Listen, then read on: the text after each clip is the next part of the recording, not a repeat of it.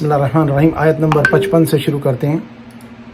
وَإِذَا سَمِعُوا اللَّغْوَ أَعْرَضُوا عَنْهُ وَقَالُوا لَنَا أَعْمَالُنَا وَلَكُمْ أَعْمَالُكُمْ سَلَامٌ عَلَيْكُمْ لَا نَبْتَغِي الْجَاهِلِينَ۔ اور جب بیہودہ بات سنتے ہیں تو اس سے منہ پھیر لیتے ہیں اور کہتے ہیں کہ ہم کو ہمارے اعمال اور تم کو تمہارے اعمال، تم کو سلام، ہم جاہلوں کے خواستگار نہیں ہیں۔ إنك لا تهدي من أحببت ولكن الله يهدي من يشاء وهو أعلم بالمهتدين۔ اے محمد صلی اللہ علیہ وآلہ وسلم، تم جس کو درست رکھتے ہو اسے ہدایت نہیں کر سکتے، بلکہ اللہ جس کو چاہتا ہے ہدایت کرتا ہے، اور وہ ہدایت پانے والوں کو خوب جانتا ہے۔ وقالوا إن نتبع الهدى معك نتخطف من أرضنا أولم نمكن لهم حرما آمنا يجبى إليه ثمرات كل شيء رزقا من لدنا ولكن أكثرهم لا يعلمون۔ اور کہتے ہیں کہ اگر ہم تمہارے ساتھ ہدایت کی پیروی کریں تو اپنے ملک سے اٹھک لیے جائیں، کیا ہم نے ان کو حرم میں جو امن کا مقام ہے جگہ نہیں دی جہاں ہر قسم کے میوے پہنچائے جاتے ہیں، اور یہ رزق ہماری طرف سے ہے، لیکن ان میں سے اکثر نہیں جانتے۔ اس بات کا اشارہ ہے کہ حضرت ابراہیم علیہ السلام نے دعا کی تھی کہ اللہ میری اولاد کو جو یہاں پہ آباد ہوں گے، جو کہ قریش ہے، ان کو اللہ تعالیٰ نے ہر موسم اور ہر موسم کے باہر وہ رزق دیے، جو اور ہر چیز جو جبکہ گندم کبھی نہیں اگتا، گندم بھی وہاں ملتا تھا۔ اور یہ حضور کے زمانے کی نہیں، حضرت ابراہیم علیہ السلام کے زمانے سے یہ معاملہ چل رہا ہے کہ اللہ سبحانہ تعالیٰ نے اس جگہ کو شاد اور آباد کیا، اور اس کے باوجود بھی یہ لوگ سب کچھ مانگنے اور سب کچھ چاہنے کے اور پانے کے بعد بھی اللہ تعالیٰ سے انکار کرتے ہیں۔ یہ ان کا ظلم اور کفر ہے۔ اللہ سبحانہ تعالیٰ ہم سب کو ایمان پہ، اسلام پہ زندہ اور ایمان پہ خاتمے کی توفیق عطا فرمائے۔ وَكَمْ أَهْلَكْنَا مِنْ قَرْيَةٍ بَطِرَتْ مَعِيشَتَهَا فَتِلْكَ مَسَاكِنُهُمْ لَمْ تُسْكَنْ مِنْ بَعْدِهِمْ إِلَّا قَلِيلًا وَكُنَّا نَحْنُ الْوَارِثِينَ۔ اور ہم نے بہت سی بستیوں کو ہلاک کر ڈالا جو اپنی فراخی معیشت میں اترا رہے تھے، سو یہ ان کے مکانات ہیں جو ان کے بعد آباد ہی نہیں ہوئے مگر بہت کم، اور ان کے پیچھے ہم ہی ان کے وارث ہوئے۔ وَمَا كَانَ رَبُّكَ مُهْلِكَ الْقُرَى حَتَّى يَبْعَثَ فِي أُمِّهَا رَسُولًا يَتْلُو عَلَيْهِمْ آيَاتِنَا وَمَا كُنَّا مُهْلِكِ الْقُرَى إِلَّا وَأَهْلُهَا ظَالِمُونَ۔ اور تمہارا پروردگار بستیوں کو ہلاک نہیں کیا کرتا جب تک ان کے بڑے شہر میں پیغمبر نہ بھیج لے جو ان کو ہماری آیتیں پڑھ کر سنائے، اور ہم بستیوں کو ہلاک نہیں کیا کرتے مگر اس حالت میں کہ وہاں کے باشندے ظالم ہوں۔ اب اس آیت سے یہ بات ثابت ہوئی کہ اللہ تعالیٰ کا عذاب جب آتا ہے جب کہ نبی کا انکار ہو جائے، پیغمبر کا انکار ہو جائے، ان سے کفر ہو جائے، اللہ کی آیتوں کا انکار ہو جائے، اور بستی کے جو ظالم لوگ ہیں وہاں کے باشندوں ظلم کرنے لگیں، مطلب مظلوم کے ساتھ جو کمزور ہے اس پہ ظلم ہو، یا سب سے بڑا ظلم تو یہی ہے کہ اللہ تعالیٰ کو انکار کر دیا جائے، اللہ کے رسول کا انکار کر دیا جائے، اللہ کے حکم کا انکار کر دیا جائے۔ لیکن اس کے بعد ایک عملی ظلم بھی ہے، وہ یہ کہ لوگ کرتے ہیں کہ اپنے امیر جو ہیں وہ غریبوں پہ ظلم کرتے ہیں۔ یہ ایک بہت بڑا سبق ہے ہمارے لیے۔ وَمَا أُوتِيتُم مِّن شَيْءٍ فَمَتَاعُ الْحَيَاةِ الدُّنْيَا وَزِينَتُهَا وَمَا عِندَ اللَّهِ خَيْرٌ وَأَبْقَىٰ أَفَلَا تَعْقِلُونَ۔ اور جو چیز تم کو دی گئی ہے وہ دنیا کی زندگی کا فائدہ اور اس کی زینت ہے، اور جو اللہ کے پاس ہے وہ بہتر اور باقی رہنے والی ہے، کیا تم سمجھتے نہیں؟ أَفَمَن وَعَدْنَاهُ وَعْدًا حَسَنًا فَهُوَ لَاقِيهِ كَمَن مَّتَّعْنَاهُ مَتَاعَ الْحَيَاةِ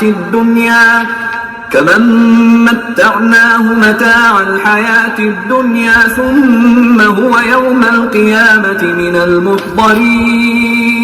بھلا جس شخص سے ہم نے ایک وعدہ کیا اور اس نے اسے حاصل کر لیا، تو کیا وہ اس شخص کا سا ہے جس کو ہم نے دنیا کی زندگی کے فائدے سے بہرہ مند کیا؟ پھر وہ قیامت کے روز ان لوگوں میں ہو جو ہمارے روبرو حاضر کیے جائیں گے۔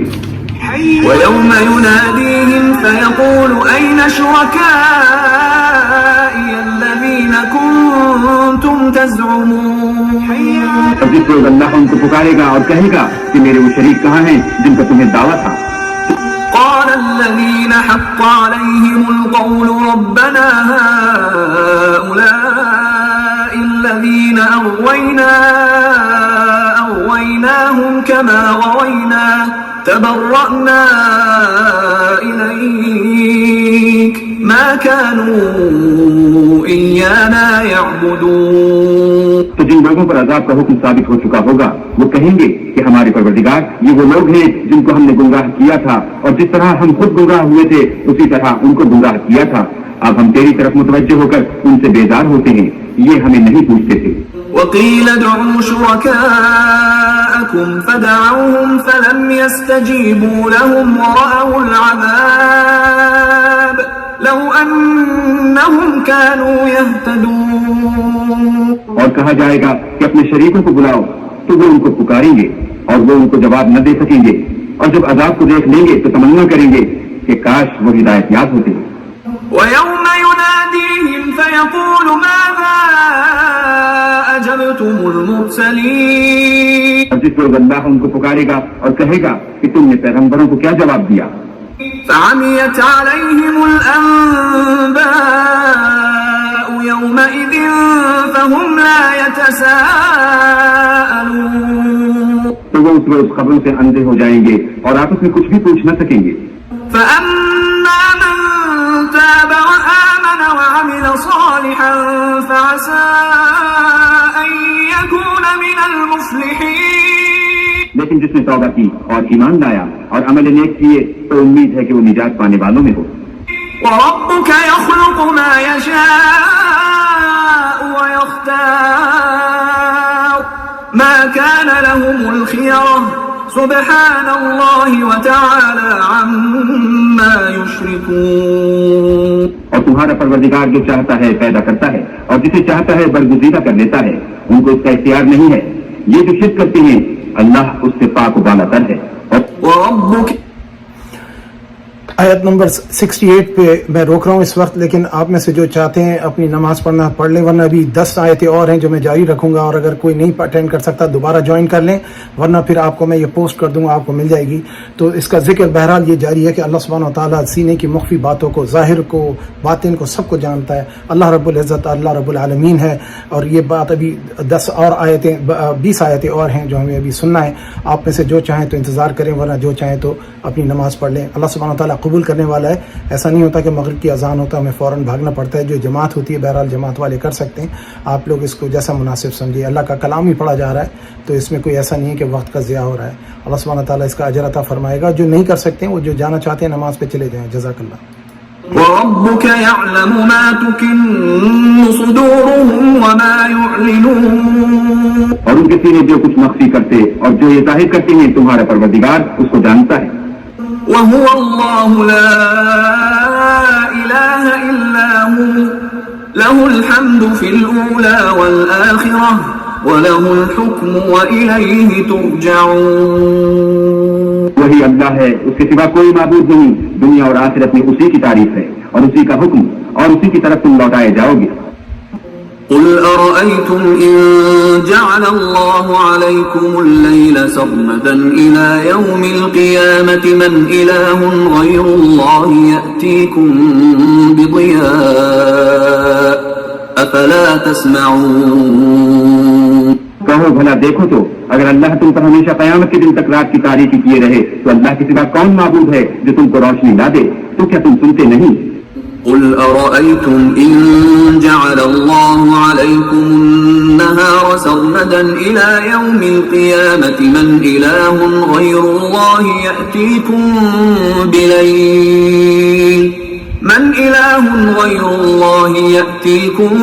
بليل تسكنون فيه أفلا تبصرون. کہو تو بھلا دیکھو تو اگر اللہ تم پر ہمیشہ قیامت تک دن کیے رہے تو اللہ کے سوا کون معبود ہے کہ تم کو رات لا دے جس میں تم آرام کرو؟ تو کیا تم دیکھتے نہیں؟ ومن رحمته جعل لكم الليل والنهار لتسكنوا فيه ولتبتغوا من فضله ولعلكم تشكرون. اس نے اپنی رحمت سے تمہارے لیے رات کو اور دن کو بنایا تاکہ تم اس میں آرام کرو اور اس میں اس کا فضل تلاش کرو اور تاکہ شکر کرو. ويوم يناديهم فيقول أين شركائي الذين كنتم تزعمون. جس دن وہ ان کو پکارے گا اور کہے گا کہ میرے وہ شریک جن کا تمہیں دعویٰ تھا کہاں ہیں. ونزق ان 4 آیتوں میں آیت نمبر 71, 72, 73 اور 74 میں اللہ سبحانہ و تعالیٰ نے ایک مثال دی ہے تاکہ لوگ سمجھ سکیں کہ اگر یہ تم سمجھتے ہو کہ جو بت جو تم نے بنائے جن کی تم پوجا کرتے ہو, جو غیر اللہ کو تم پکارتے ہو, اگر یہ اس قابل تھے تو ان چاہتے تو یہ دن اور رات یہ سنبھالتے, جبکہ اللہ تعالیٰ فرماتے ہیں اگر میں چاہتا تو میں دن کو ہمیشہ کے لیے قیامت تک کے کر دیتا, رات چاہتا تو رات کو قیامت کے لیے ہمیشہ کر دیتا, اور میں ہی ہوں جس نے یہ دن اور رات بنائے تاکہ تم دن میں رزق تلاش کرو اور رات کو آرام کرو اور سکون پاؤ, اور قیامت کے دن جب وہ پکارے گا کہ وہ شریک جو تم میرے لائے تھے وہ پتھر ابھی جو بے جان ہیں, اللہ تعالیٰ قیامت کے دن ان میں جان ڈال دیں گے اور یہ کلام کریں گے اور ان سے پوچھا جائے گا, اور ان کو جہنم کی آگ میں ڈالا جائے گا. اور ان کے آگ میں ڈالنے کا مقصد یہ نہیں ہے کہ ان کو کوئی عذاب دینا ہے, مقصد یہ ہے کہ یہ اللہ کی ایک حکم ہوگا کہ ان کو جن کو یہ پوچھتے تھے یہ میری ربوبیت کے قابل سمجھتے تھے, یہ تو اصل میں آگ میں جلنے کے قابل ہیں, تو یہ ان کو عذاب نہیں ہوگا, یہ ان کے لیے ایک اشارہ ہے کہ وہ بھی آگ میں ڈال دیے جائیں گے. یہ ایک مثال ہے, تمثیل دی گئی ہے اس کی سمجھنے کے لیے, ورنہ تو پتھر کو آگ میں ڈالنے سے پتھر کا کیا بگڑے گا, پتھر کو جو اللہ تعالیٰ جیسا چاہے گا ویسا ہوگا. سو اللہ سبحانہ و تعالیٰ سے دعا ہے کہ اللہ تعالیٰ ہمیں شرک اور کفر سے ہدایت عطا فرمائے اور اپنے ایمان کی حفاظت فرمائے. ونزعنا من كل أمة شهيدا فقلنا هاتوا برهانكم فعلموا أن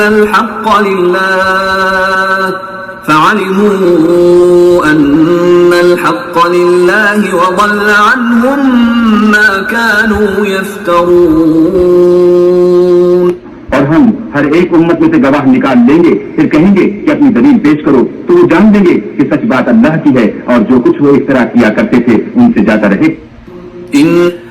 اب اگلا واقعہ آ رہا ہے قارون کا. قارون ایک حضرت موسیٰ علیہ السلام کا رشتہ دار تھا, کہا جاتا ہے کہ کزن تھا, اب یہ نہیں پتا ددیالی تھا ننیالی تھا, لیکن لگتا ہے ددیالی تھا, اور وہ بہت خوبصورت اور بہت خوبرو اور بہت طاقتور اور بہت فصیح اور بلیغ کلام تھا, اور اس کو اللہ تعالیٰ نے بڑی توفیق دی تھی, عبادت کرتا تھا, بڑا نیک تھا, اور اس کو اللہ تعالیٰ نے بہت دولت دی تھی. اس کی دولت کا بیان اس طرح سے ہوتا ہے کہ اس کے جو خزانے تھے ان کو 40 اونٹوں پہ لادا جاتا تھا, ایک پوری فوج تھی جو کہ خزانوں کی حفاظت کرتی تھی.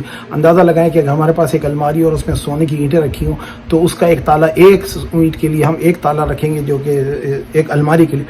اس کے پاس اتنا خزانہ تھا. اللہ سبحانہ و تعالیٰ کی اس عطا کے اوپر اس کو تکبر بھی تھا, تھوڑا سا اس کو اندر اپنے خواہش بھی تھی. عموماً جیسے پیسے والے لوگوں کو ہوتا ہے کہ جی میرے پاس پیسہ ہے تو اس لیے مجھے لیڈر بنا دیا جائے یا مجھے آگے بڑھا دیا جائے. اسلام میں طاقت کا جو لیڈرشپ کا اور نبوت کا رسالت کا جو فیصلہ ہے وہ اللہ سبحانہ تعالیٰ فرماتے ہیں ہاں لیڈر کے لیے 2 بتائیں کہ اس کے پاس علم بھی ہو اور اس کے پاس جسمانی طاقت ہو. دولت کا مسئلہ نہیں ہوتا, دین میں دولت کی وجہ سے کسی چیز کو نہیں ملتا. بہرحال اس کو جب اس نے دیکھا کہ حضرت موسیٰ اور ہارون علیہ السلام دونوں نبی اور رسول ہو گئے اور ان کو کہنے لگا کہ آپ دونوں نے اپنے درمیان میں یہ سب چیزیں بانٹ لی ہیں, تو اس نے چاہا کہ لوگوں کو اپنی طرف راغب کرے, ان کو پیسہ دیا, ان کو برائب کیا جس کو کہا جاتا ہے رشوتیں دی, اور حضرت موسیٰ علیہ السلام کے خلاف باتیں کرنے لگا. اللہ سبحانہ تعالیٰ نے حکم فرمایا کہ اسے بولو کہ 1% اپنی دولت کا دے, یعنی کہ اس کے لیے وہ بہت بڑی بات تھی جو کہ اگر اس کی کروڑوں کی آبادی تھی, اگر دولت تھی اس میں 1 لاکھ بنتا 1%, تو اس نے کہا کہ بجائے اس کے کہ میں یہ کروں حضرت موسیٰ علیہ السلام کے اوپر اس نے تہمت لگانی چاہیے. ایک عورت کو جس کے پاس بچہ تھا پکڑ کے لایا, کہنے لگا کہ تجھ کو میں پیسہ دوں گا, تو موسیٰ علیہ السلام پہ الزام لگا بچے کا ہونے کا. جب وہ آئی تو حضرت موسیٰ علیہ السلام جب اپنا بیان کرنے لگے تو کہنے لگا کہ حضرت موسیٰ علیہ السلام سے کہ آپ اپنے احکام بتائیں. تو حضرت موسیٰ علیہ السلام جیسے ہمیشہ تبلیغ کرتے تھے کہ زنا کی سزا سنساری ہے اور چور کے ہاتھ کاٹے جائیں گے اور اس قسم کی سزائیں جو بھی تھیں, تو اس نے کہا کہ آپ یہ تمام کے سبھی کے لیے ہیں. آپ نے فرمایا ہاں چاہے کوئی بھی ہو, بڑا چھوٹا, سب کو سزا ملے گی. تو پھر اس نے اس عورت کو اشارہ کیا, وہ کھڑی ہوئی اور کہنے لگی یہ بچہ نعوذ باللہ موسیٰ علیہ السلام کا ہے. یہ علماء مفسرین بیان کرتے ہیں. تو حضور موسیٰ علیہ السلام جلالی نبی تھے, کھڑے ہو گئے, جلال میں آ گئے, اور آپ نے کہا تجھے اس رب کی قسم جس نے کائنات کو بنایا, تجھے اس رب کی قسم جس نے تجھے بنایا. تو جب اس نے اللہ تعالیٰ کی قسمیں سنی اس کے اوپر خوف اور لرزہ طاری ہو گیا, اور وہ کہنے لگی نہیں ایسی کوئی بات نہیں ہے, جھوٹ ہے. پھر اس پہ حضرت موسیٰ کو جلال آیا اور آپ کو اللہ تعالیٰ نے طاقت دی کہ تم کو قارون کے ساتھ جیسا کرنا ہے کرو. لوگ حسرت کرتے تھے اس کی دولت, اس کا دیکھنا اور اس کے مال کا اور اس کی فراغت اور اس کی کہا جائے جو اس کی سخاوت تھی. تو جب اللہ تعالیٰ کا عذاب ہوا تو موسیٰ علیہ السلام نے زمین جو تھی اللہ تعالیٰ نے موسیٰ علیہ السلام کے قبضے میں کر دی کہ جیسی چاہے اس کو سزا دو. حضرت موسیٰ نے زمین کو حکم دیا اس کو کھینچ لے, تو زمین نے جب اس کو زمین میں کھینچا تو آدھا دھس گیا. پھر حکم کیا کہ کھینچ لے, وہ کر گیا تو گلے تک دب گیا. لوگ جو اس کے ہم نوا تھے کہنے لگے کہ آپ چاہتے ہیں کہ اس کی دولت پہ قبضہ کر لیں, تو اللہ تعالیٰ کے حکم سے موسیٰ علیہ السلام نے کہا اس کی زمین کے اس کی جو دولت ہے, اس کے مکان, اس کے خزانے سب کو زمین پہ لے لے, اور زمین نے سب کو نگل گئی. تو جب وہ مرا تو اس کے بعد لوگوں کو اس پہ عبرت ہوئی, بجائے اس کے کہ پہلے تو جو لوگ تھے وہ اس کی خواہش کرتے تھے ایسی دولت ہو. ہمیں دولت کی خواہش نہیں, ہدایت کی دولت خواہش کرنی چاہیے اور نیک عمل کی خواہش کرنی چاہیے. قصہ سن لے قارون کا, اور یہ 88 آیتیں ختم ہونے میں بڑا تھوڑا سا وقت ہے.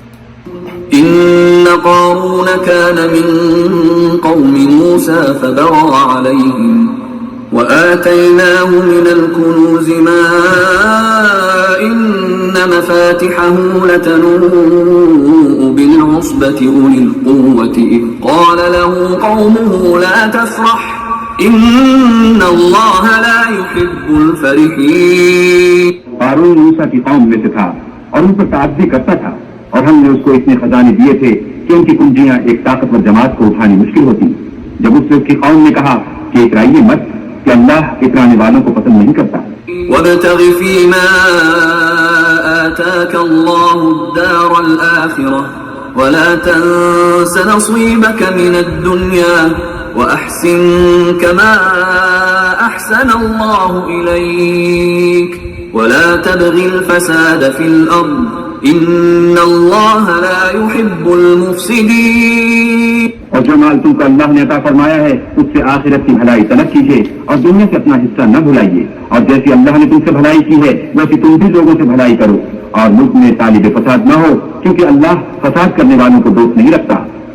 قال إنما أوتيته على علم عندي أولم يعلم أن الله قد أهلك من قبله من القرون من هو أشد منه قوة وأكثر جمعا ولا يسأل عن ذنوبهم المجرمون. بولا کہ یہ مال مجھے میری دانش کے زور سے ملا ہے, کیا اس کو معلوم نہیں کہ اللہ نے اس سے پہلے بہت سی امتیں جو اس سے قوت میں بڑھ کر اور جنت میں بیشتر تھی ہلاک کر ڈالی ہیں, اور گناہ گاروں سے ان کے گناہوں کے بارے میں پوچھا نہیں جائے گا.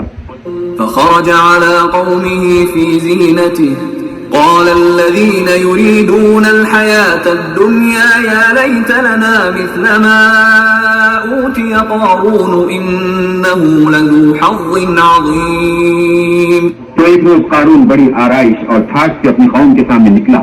جو لوگ دنیا کی زندگی کے طالب سے کہنے لگے کہ جیسا معلومات قارون کو ملا ہے کاش ایسا ہی ہمیں بھی ملے, وہ تو بڑا ہی صاحب نصیب ہے.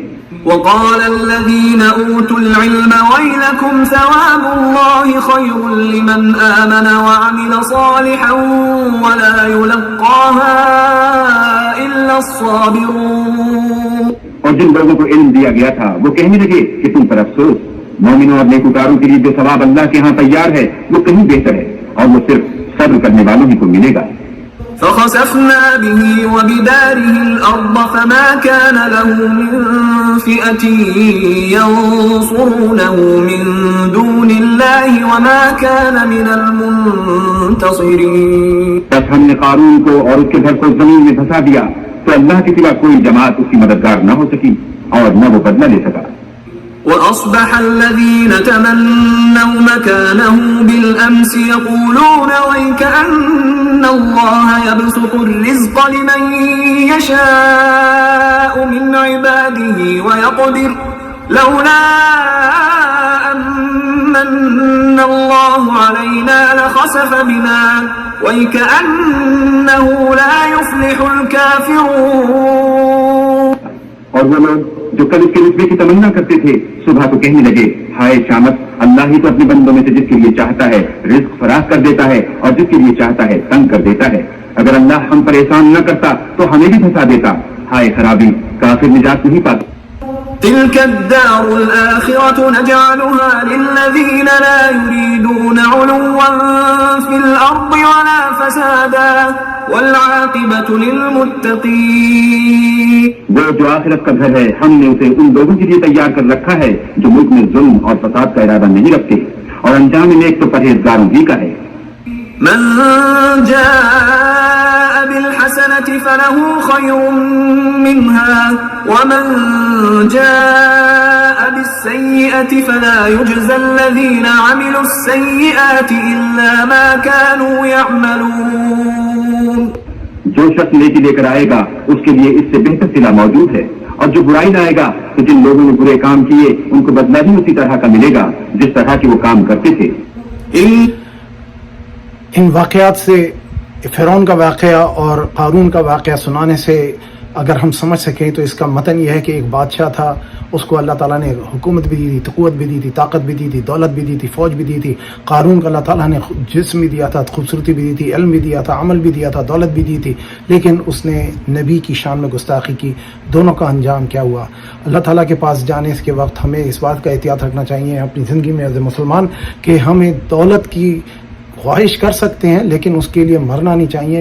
دعا جو خصوصاً ہونی چاہیے ایمان کی حالت میں اللہ تعالیٰ کے پاس جائیں اور نیکی کا عمل لے کر جائیں، کیونکہ حسنات کو اللہ تعالیٰ اس کا 10 گنا اجر دیں گے اور برائی کا 1 اجر ہوگا. اس بات کو خیال اور خاطر رکھا جائے. اگلی 4 آیتیں سنتے ہیں، انشاءاللہ ختم ہو رہا ہے. إن الذي فرض عليك القرآن لرادك إلى معاد قل ربي أعلم من جاء بالهدى ومن هو في ضلال مبين. اے پیغمبر صلی اللہ علیہ وآلہ وسلم، جس اللہ نے تم پر قرآن کے احکام کو فرض کیا ہے وہ تمہیں بعد گشت کی جگہ لوٹا دے گا. کہہ دو کہ میرا پروردگار اس شخص کو بھی خوب جانتا ہے جو ہدایت لے کر آیا اور اس کو بھی جو صریح گمراہی میں ہے. وما كنت ترجو أن يلقى إليك الكتاب إلا رحمة من ربك فلا تكونن ظهيرا للكافرين. اور تمہیں امید نہ تھی کہ تم پر یہ کتاب نازل کی جائے گی مگر تمہارے پروردگار کی مہربانی سے نازل ہوئی، تو تم ہرگز کافروں کے مددگار نہ ہونا. ولا يصدنك عن آيات الله بعد إذ أنزلت إليك وادع إلى ربك ولا تكونن من المشركين. اور وہ تمہیں اللہ کی آیتوں کی تبلیغ سے بعد اس کے کہ وہ تم پر نازل ہو چکی ہیں روک نہ دیں، اور اپنے پروردگار کو پکارتے رہو اور مشرکوں میں ہرگز نہ ہو جاؤ.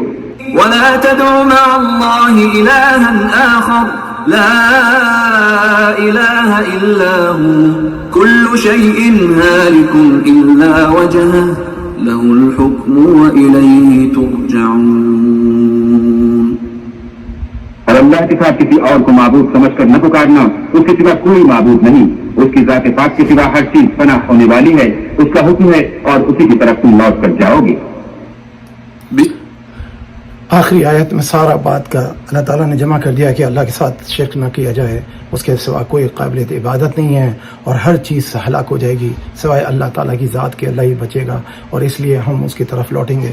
اور اس بات کا خیر اختتام ہوا. ہمارے لیے اس میں سبق یہی ہے کہ اللہ سبحانہ تعالیٰ کی عبادت کریں، نبی کے احکام کو مانیں، اور وآخر دعوانا ان الحمدللہ رب العالمین. اگلے اتوار انشاءاللہ سورہ اسراء کا ذکر ہوگا جو کہ سورہ بنی اسرائیل بھی کہلاتی ہے انشاءاللہ العزیز. اللہ تعالیٰ ہمیں اس کو پڑھنے کی سمجھنے کی توفیق عطا فرمائے. اور آپ کوئی اگر خاص بات ہو تو اگر کوئی توجہ دینا ہو تو کریں، ورنہ میں دعا کر کے ختم کرتا ہوں. مغرب کا وقت ہو چکا ہے. اللہم صلی علی سیدنا مولانا محمد وعلی ال محمد کما صلیت علی ابراہیم وعلی ال ابراہیم انک حمید مجید. اللہم بارک علی محمد وعلی ال محمد کما بارکت علی ابراہیم وعلی ال ابراہیم انک حمید مجید. اللہم ربنا ظلمنا انفسنا وان لم تغفر لنا وترحمنا لنکونن من الخاسرین. لا الہ الا انت سبحانک انا كنا من الظالمین. ربنا آتنا فی الدنیا حسنہ وفی الآخرۃ حسنہ وقنا عذاب النار وادخلنا الجنة مع الأبرار يا عزيز يا غفار يا رب العالمين. صلى الله تعالى على خير خلقه محمد وآله وصحبه أجمعين برحمتك يا أرحم الراحمين.